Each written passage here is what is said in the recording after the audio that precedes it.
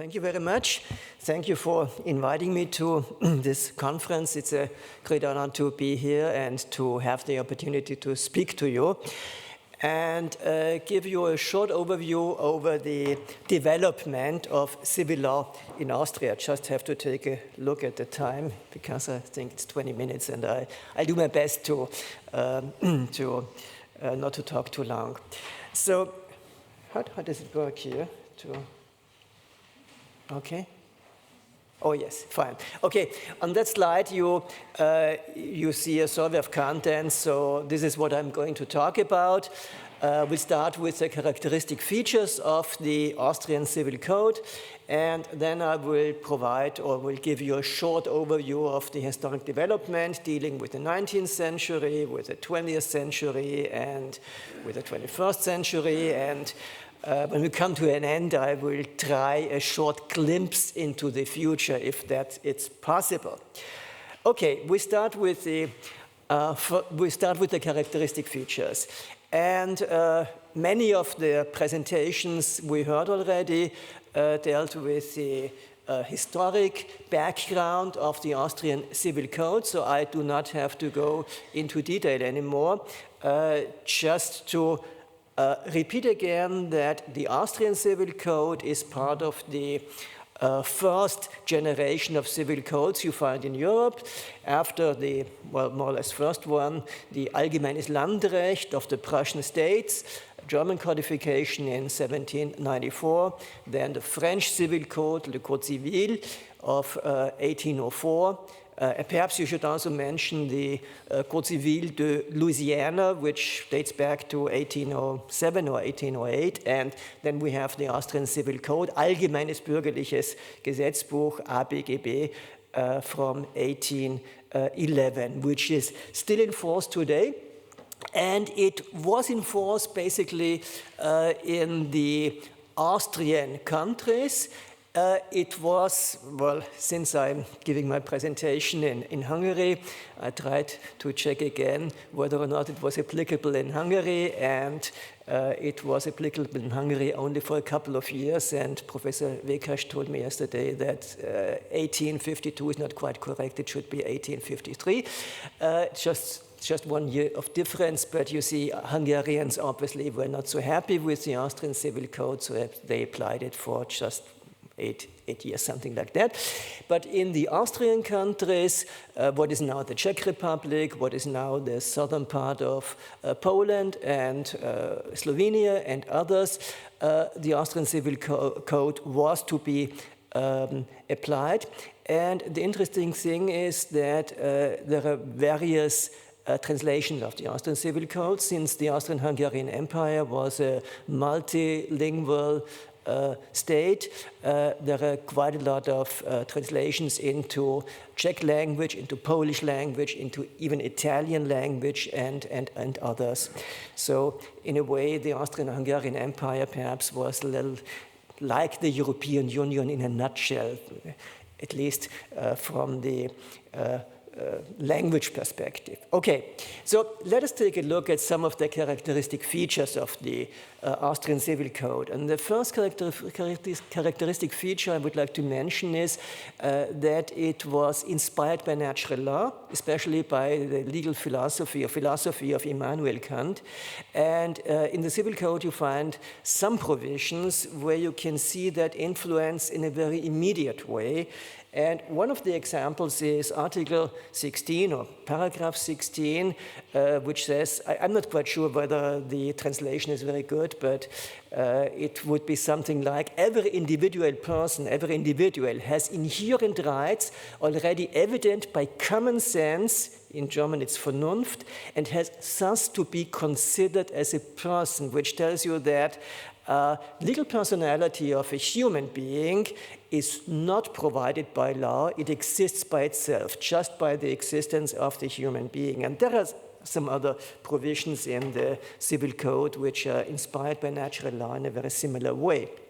So the next characteristic feature of the Civil Code in Austria is that it's a general Civil Code. A general Civil Code meaning that it applies to everybody in more or less the same way. From the modern perspective, that's quite clear. When you think back 200 years, it was not quite clear that in the Austrian Civil Code there are no special rules or no special privileges for nobility and other social classes. So it applied in the same way to everybody. You see Article 18, for instance, as an example. Everybody is capable of acquiring rights subject to the conditions provided by the law. Third characteristic feature is the system of the Civil Code, and the system of the Civil Code is in a way related to the, I'm not a Roman lawyer, but it's related to the institution system by the Roman jurist Gaius, which is based on persons and patrimonial rights or property rights and action. And when you take a look at the system of the Civil Code, you have a very short introduction, which is just 15 articles. Then we have the law of persons, which nowadays is more or less part of family law. Then you have property, and perhaps it should be better translated as patrimonial rights, because under the part what the Civil Code understands by property or patrimonial rights, it's property law in a narrower sense, it's succession law and the complete law of obligations. And then we have a third chapter dealing with common provisions for persons and property. So you have that kind of system, but there is one thing that's really amazing. The Penectistic movement in the second half of the 19th century was very influential in Austria as well, in Germany of course, but in Austria as well. And the result of that is that in legal education at universities, civil law is taught in a way based on the Penectistic system. And all the textbooks for students are based on the Penectistic system. So we teach law in a way which does not reflect the system of the Civil Code. That's quite amazing. When I was still teaching at Vienna University, I had the idea that sometimes it might be very interesting to provide a textbook which reflects the system of the Civil Code, but unfortunately there was no time for that. Another characteristic feature on the next slide, which does not work now. Next slide is principle versus rules. The Austrian Civil Code is a relatively short codification. In the original text, the original version, there were 1,502 articles.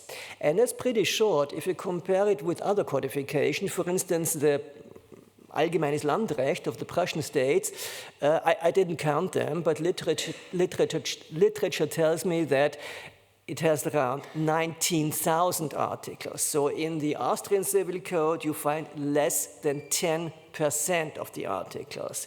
And the reason for that is that the Austrian Civil Code is much less casuistical, much less detailed, and in a certain degree, you might say that the provision it has are more principle than rules. You might say that's exaggerated. Okay, it might be exaggerated a little bit, but not very much. And what is interesting as well is that judges are encouraged to apply law by analogy. And you have the Article 7. And the Article 7 says, if a case can neither be determined by the wording nor by the natural meaning of a law, similar cases which have been regulated by law and other related laws have to be considered. So that's an obligation to apply analogy. And if the case still remains ambiguous, it has to be decided based on the diligently gathered and thoroughly considered facts in line with the natural principles of law. The natural principles of law back then, 200 years ago, was natural law. Today, we consider that as the basic principle, the uppermost principles of private law. So what you can see from that provision is that the authors of the Civil Code put some trust into the judges. They trusted them by allowing them or even encouraging them to go beyond the written law. And I think that's a very fascinating idea, even when you think back 200 years. Okay, so, and my last characteristic feature is the question, do we have a dualistic or do we have a monistic system? Again, the Austrian Civil Code is a general civil code. It applies to everybody. If you take a closer look, you will find some provisions, but a very small number of provisions which are addressed especially to businesses.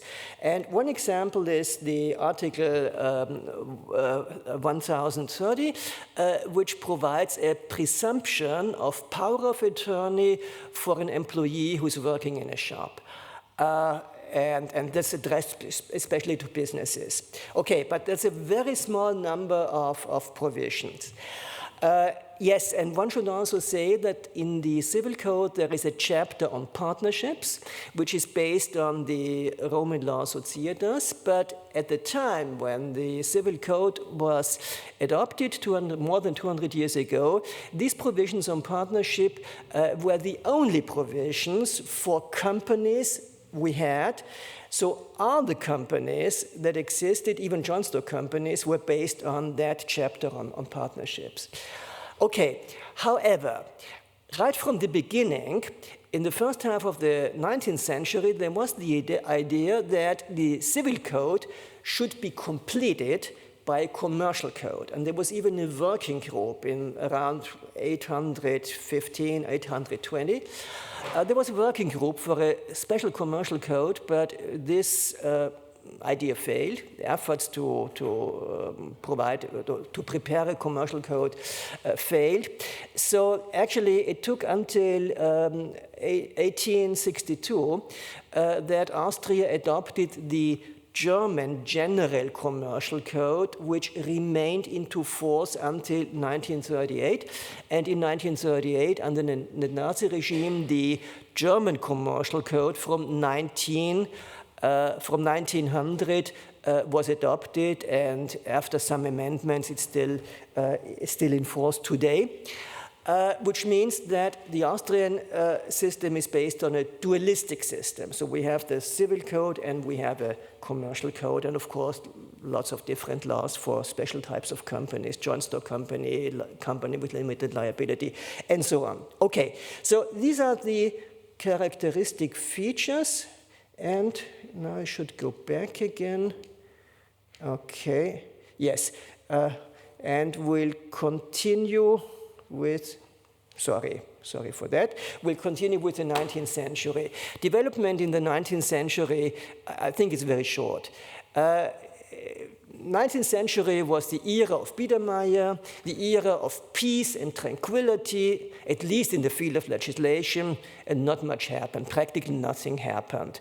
There were almost no changes to the civil code, and the Austrians were happy, and the Austrians thought they had the best codification in the world.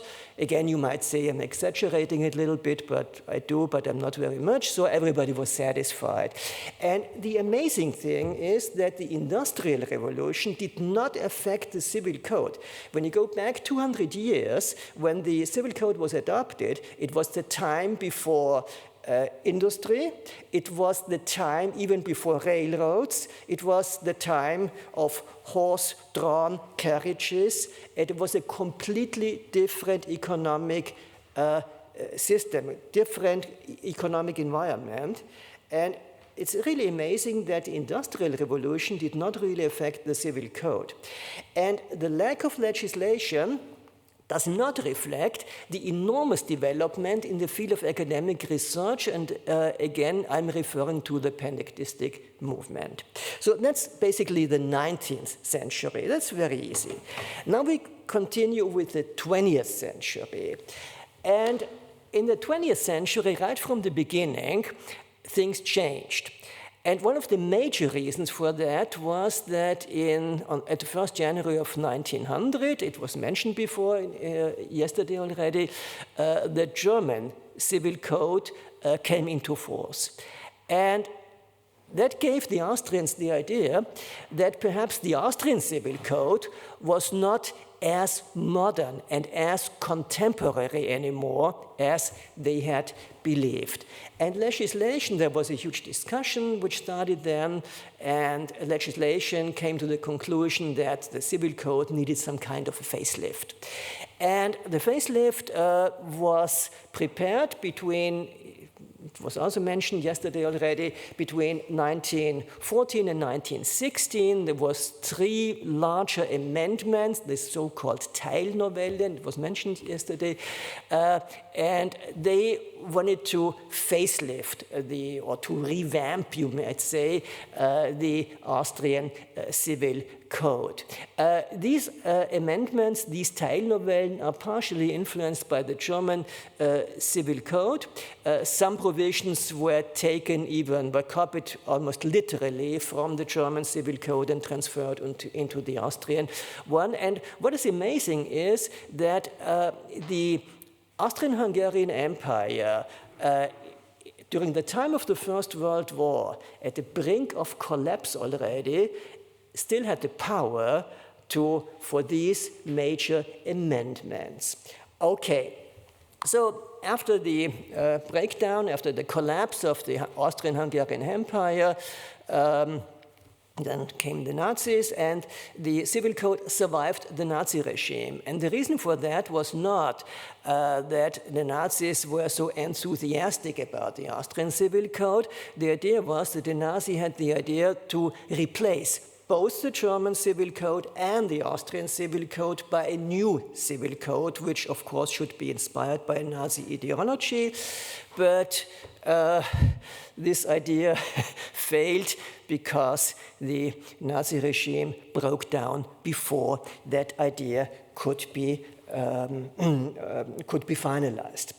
Okay, so we're still in the 20th century, and if we take a look at the development in the 20th century as a whole, we can say the Civil Code loses power.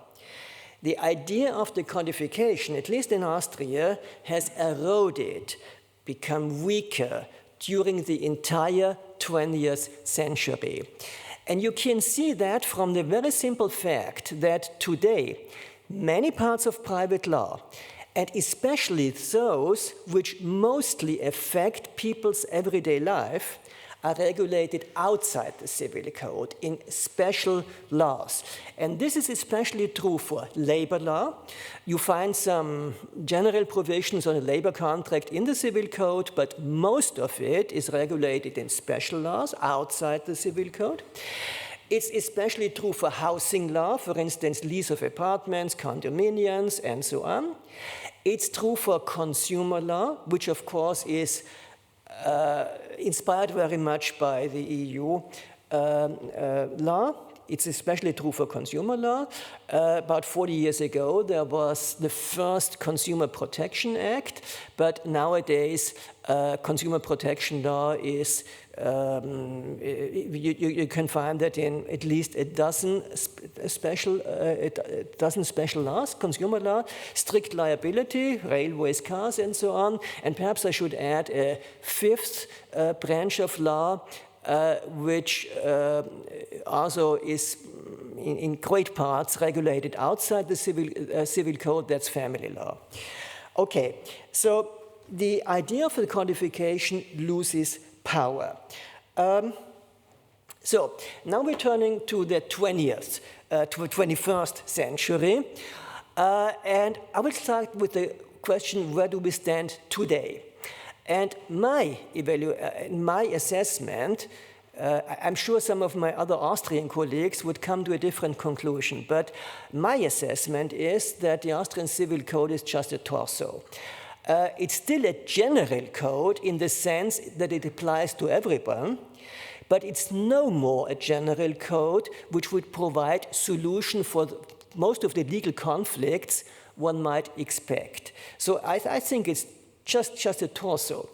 And that leads to the next question, and that is, do we have a mood for reform in Austria? And my very simple answer is no. And I would like to show that by 2 examples. And the first example, okay, I will come to an end within a couple of minutes. The first example is the reform of tort law. Most of the provisions dealing with tort law, which you find in the Civil Code, date back to 1811, so they are more than 200 years old. And courts have produced a wide range of case material. They have produced tons of case law in the field of tort law, which is not reflected by the provision in the Civil Code.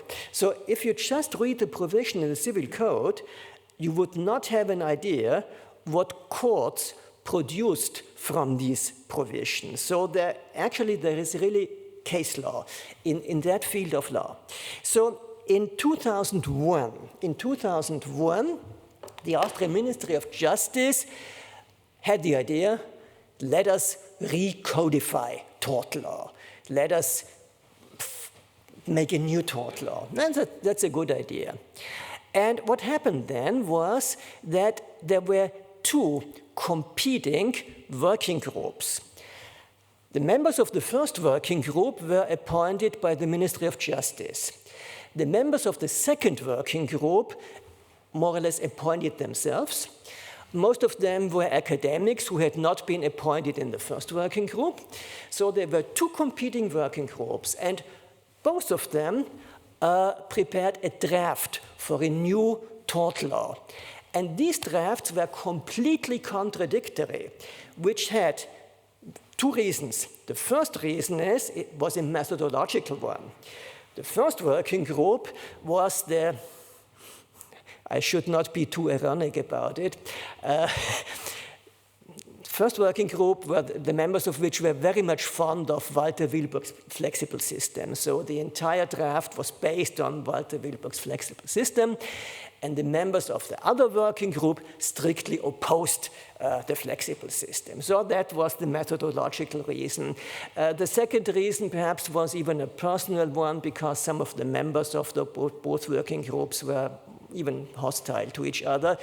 I was not a member of either of the working groups, so I can have a neutral position. Okay, so we had 2 different working groups, 2 different drafts, and this was the reason why the Ministry of Justice lost interest and the reform process failed, came to an end, so we still have the tort law of 1811. Nothing changed. Okay, then we had the year 2011. And 2011 was symbol 200 years of the Civil Code, and again, a process of discussion started. How should we get along with that old codification? The Ministry of Justice started a project, ABGB 200 plus. And ABGB 200 plus means that the idea was a step-by-step reform of the Civil Code. And only 2 of these steps has been realized. One step was the reform of the credit contract, but which was nothing more, well, a little more, but not very much more than what was had to be done because of the transposition of the Consumer Credit Directive by the EU law. And then, 2015, we had a huge reform of succession law. The entire succession law was made anew. Almost 300 articles, so the entire succession law was amended. And that looks like a huge reform. But when you take a closer look, you will find that it's more or less the old succession law, which just got a new paint. It was repainted. And what do I mean with repainted? What legislation did was they took the old provision on succession law,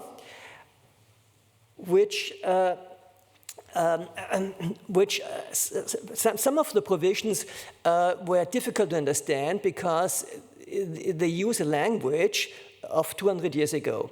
And what Austrian legislation did was they translated the old provision into a modern contemporary language. So 85% of these provisions which were amended were just translated into a modern language. So that's just a new paint of succession law. Of course, there were some substantial changes, especially in the field of compulsory shares, but most of it is just a repaint of the old succession law. Okay, I'm coming to the end now, and what is the future ahead? Let me just repeat what I said before. I think there is no mood for codification in Austria. And I wonder why it is that way. And my idea is, and I talk to politicians about that, I think the idea of codification is nothing which wins you an election. And I think that's a very, very simple reason for the lack of mood of codification. So the amendments to civil law we have are, first, induced by transformation of EU directives. Secondly, initiated by stakeholders, is, for instance, consumer organization, which leads to casuistic provisions, and in rare cases, replacement for provisions which are repealed by the Constitutional Court or are overruled by the European Court of Justice. So these are the main sources of amendment, and that has nothing to do with codification. And there are no plans for a major reform of the Civil Code in the near future. What has started as ABGB 200 plus 10 years ago, 12 years ago, no one talks about it anymore, so that idea has come to an end. And so my final question is, will this Austrian Civil Code, the ABGB, or what will be left from it then, reach its 250th anniversary in 2016? Well, I'm not a fortune teller, but if I had to put a bet on it, my answer would be yes. Thank you very much.